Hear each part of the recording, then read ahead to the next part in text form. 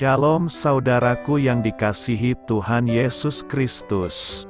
Selamat pagi, salam sejahtera untuk kita semuanya. Selamat datang kembali di Renungan Rohani pagi hari ini. Semoga saudara yang terkasih dalam keadaan sehat selalu. Kiranya damai dan sukacita Roh Kudus melimpah di dalam hati dan pikiran saudara saat ini. Sebelum kita mulai renungan pagi ini, marilah kita bersama-sama berdoa. Tuhan Yesus, terima kasih sudah membangunkanku pagi hari ini.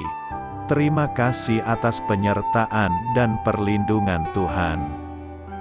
Semua karena karunia Tuhan aku dapat bangun dengan pagi hari ini.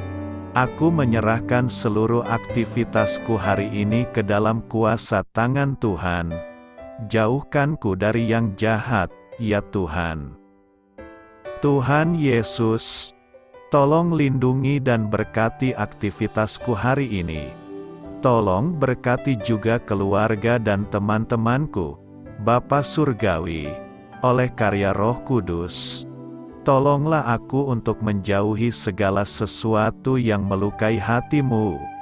Ampunilah segala dosa kami, ya Tuhan. Dalam nama Tuhan Yesus, aku sudah berdoa. Amin. Sahabat saudara rohani, pembacaan ayat emas Alkitab renungan kita hari ini terambil dari Kejadian 1 ayat 21 sampai dengan ayat 28. Maka Allah menciptakan binatang-binatang laut yang besar dan segala jenis makhluk hidup yang bergerak, yang berkeriapan dalam air, dan segala jenis burung yang bersayap. Allah melihat bahwa semuanya itu baik. Lalu Allah memberkati semuanya itu. Firman-Nya, berkembang biaklah dan bertambah banyaklah serta penuhilah air dalam laut, dan hendaklah burung-burung di bumi bertambah banyak. Jadilah petang dan jadilah pagi. Itulah hari kelima. Berfirmanlah Allah, hendaklah bumi mengeluarkan segala jenis makhluk yang hidup, ternak dan binatang melata dan segala jenis binatang liar, dan jadilah demikian. Allah menjadikan segala jenis binatang liar dan segala jenis ternak dan segala jenis binatang melata di muka bumi. Allah melihat bahwa semuanya itu baik. Berfirmanlah Allah, baiklah kita menjadikan manusia menurut gambar dan rupa kita, supaya mereka berkuasa atas ikan-ikan di laut dan burung-burung di udara dan atas ternak dan atas seluruh bumi dan atas segala binatang melata yang merayap di bumi. Maka Allah menciptakan manusia itu menurut gambar-Nya. Menurut gambar Allah diciptakannya dia. Laki-laki dan perempuan diciptakannya mereka. Allah memberkati mereka. Lalu Allah berfirman kepada mereka, beranak cuculah dan bertambah banyak, penuhilah bumi dan taklukkanlah itu, berkuasalah atas ikan-ikan di laut dan burung-burung di udara dan atas segala binatang yang merayap di bumi. Kejadian 1 ayat 21 sampai dengan ayat 28.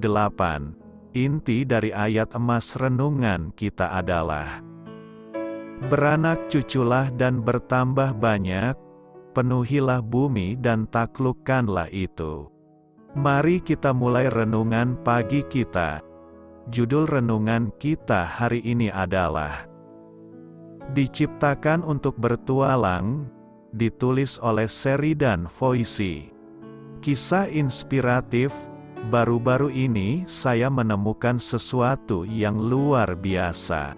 Saat menyusuri jalan setapak ke balik sekumpulan pohon dekat rumah, saya menemukan sebuah taman bermain yang tersembunyi. Di sana, Ada tangga yang terbuat dari dahan-dahan pohon dan terhubung ke suatu menara pengintai.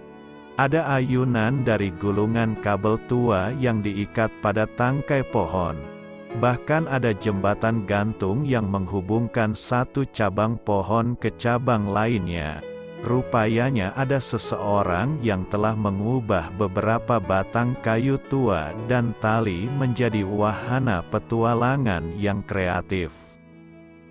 Paul Tournier, seorang dokter asal Swiss, meyakini bahwa manusia diciptakan untuk bertualang karena kita diciptakan menurut gambar dan rupa Allah. Kejadian 1 ayat 26-27.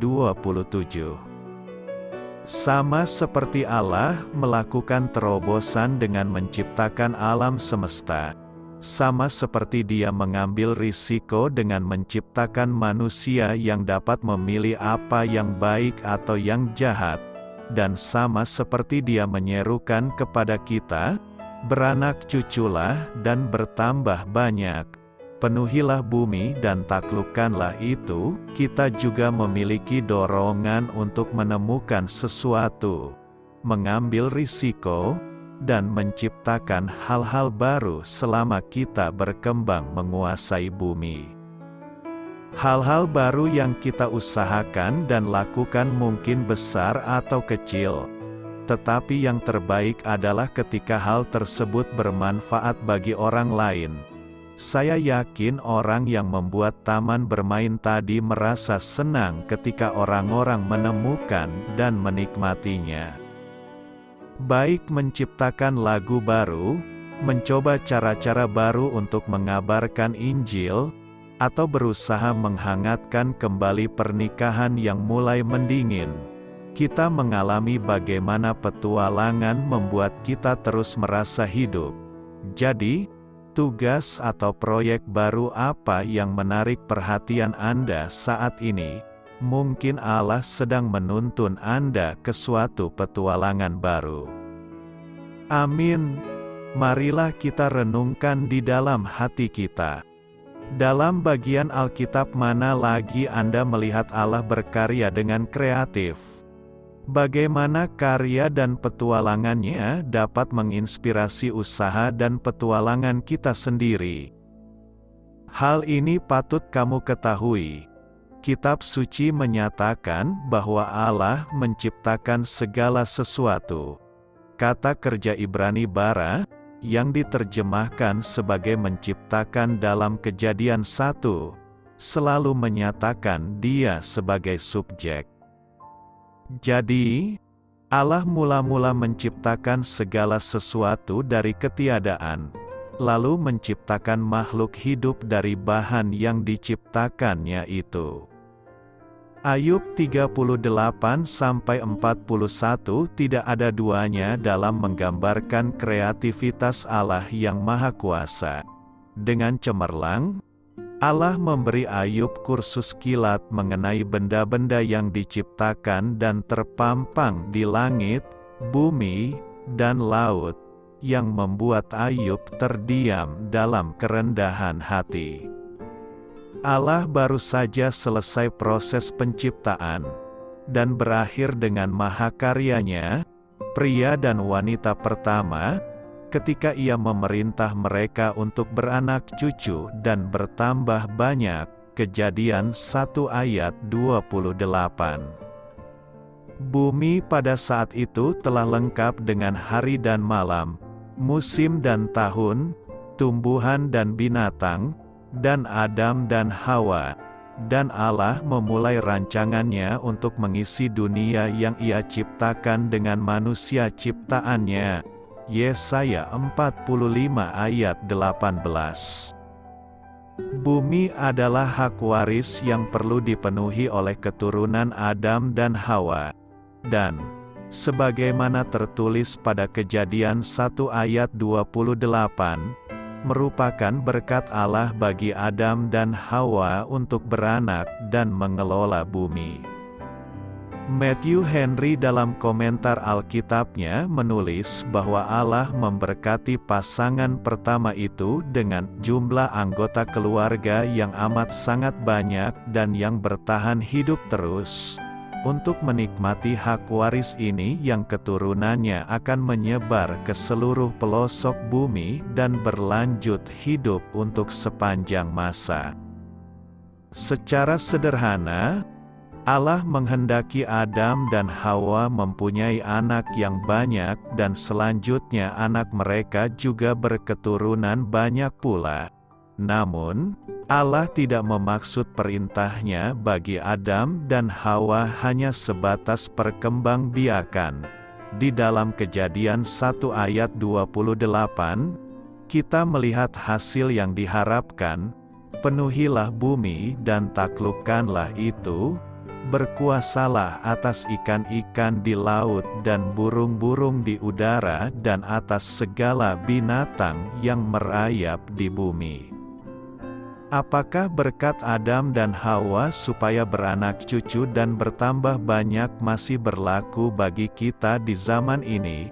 Ada yang beranggapan demikian dan menolak semua bentuk kontrasepsi. Akan tetapi jika Kejadian 1 ayat 28 merupakan perintah kepada kita secara pribadi dan bukan berkat di atas umat manusia secara garis besar, maka kita akan menghadapi beberapa masalah, terutama di dalam Perjanjian Baru. Pertama, Yesus hidup di bumi selama 33 tahun tanpa istri yang dapat mengaruniakan anak. Sebagai orang Yahudi, Yesus dibesarkan menurut hukum dan tradisi umat Yahudi. Galatia 4 ayat 4, dan ia memenuhi persyaratan hukum Allah secara sempurna. Matius 5 ayat 17. Akan tetapi, secara jasmani Yesus tidak beranak cucu, dan ia pun tidak bertambah banyak, sehingga tersirat bahwa Kejadian 1 ayat 28 bukanlah perintah yang harus ditaati setiap orang. Selebihnya, Yesus mengajar bahwa membujang adalah pilihan pribadi, tanpa mengecam atau mendukung pilihan itu dibandingkan dengan pernikahan. Matius 19 ayat 12. Kedua, Rasul Paulus menyarankan umat Kristen untuk membujang daripada menikah. 1 Korintus 7 ayat 38, supaya mereka dapat lebih fokus melayani Allah. Paulus setuju bahwa pernikahan itu baik, namun membujang itu lebih baik dalam kondisi tertentu.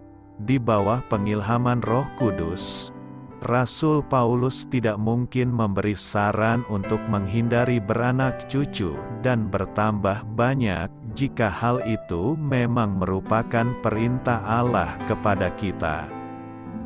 Pada akhirnya, jika beranak cucu dan bertambah banyak bersifat sebagai perintah langsung kepada semua pasangan, maka kita menghadapi masalah seperti kemandulan. Meskipun Alkitab mengajar bahwa anak adalah berkat dari Tuhan, Mazmur 127 ayat 3-5, Alkitab tidak menggambarkan keadaan mandul sebagai dosa atau kutukan dari Allah. Hidup kita dapat berkenan pada Allah dan memuliakan Dia dalam kondisi mempunyai anak atau tanpanya.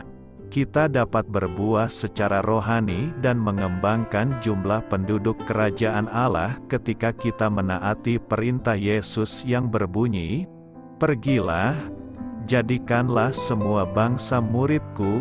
Matius 28 ayat 19. Doa saya menyertai saudara sekalian. Selamat berkarya untuk Tuhan. Amin.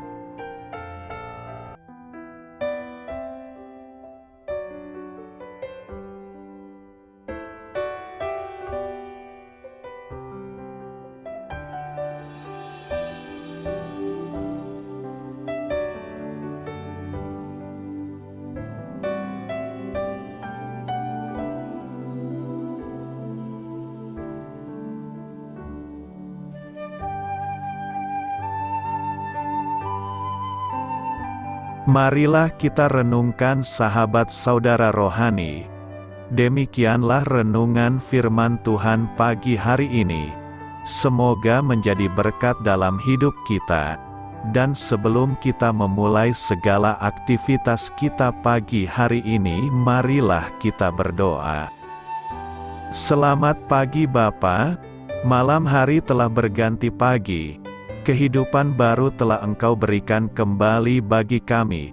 Bapa Surgawi, tolonglah aku menyadari kebutuhan orang lain, supaya aku dapat membagikan apa yang telah Engkau berikan kepadaku. Pada saat aku membutuhkan, berilah aku keyakinan bahwa Engkau akan mencukupkanku, melalui orang-orang yang mengasihi-Mu, bukan karena kami pantas atau layak, namun karena kasih karunia-Mu kami boleh ada, sebagaimana kami ada di pagi hari ini. Terima kasih Tuhan, atas kesempatan baru yang telah Tuhan berikan kepada kami, untuk bisa memperbaiki diri agar kami bisa lebih layak di hadapan-Mu. Hari ini kami serahkan semua perkara dan kesulitan yang akan kami lalui ke dalam tangan-Mu. Biarkanlah kami bisa memuliakan-Mu dalam segala aktivitas yang akan kami lakukan. Amin. Biarlah firman Tuhan menjadi pengingat untuk kita semua, bahwa tuntunan dari Roh Kudus akan selalu memberi jalan keluar bagi setiap permasalahan hidup kita, dan memberi kedamaian di hati kita. Sampai jumpa di renungan pagi saudara rohani berikutnya. Kiranya Tuhan selalu memberkati saudara semua hari ini. Amin.